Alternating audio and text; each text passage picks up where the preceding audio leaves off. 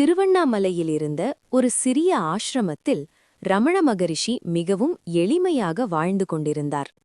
ஒரு இரவு சில திருடர்கள் ஆசிரமத்திற்குள் நுழைந்தார்கள். அவர்கள் நினைத்தார்கள், இங்கே நிறைய பணம் இருக்கும். அவர்கள் பொருட்களை தேட ஆரம்பித்தார்கள். அந்த சத்தம் கேட்டு சில சீடர்கள் எழுந்தார்கள். அவர்கள் கோபத்தில் திருடர்களை பிடிக்க வேண்டும் என்றார்கள். ஆனால் ரமண மகரிஷி அமைதியாக சொன்னார், அவர்களை தடுக்க வேண்டாம். அவர்கள் எதற்காக வந்தார்களோ அதை எடுத்துக்கொண்டு போகட்டும்.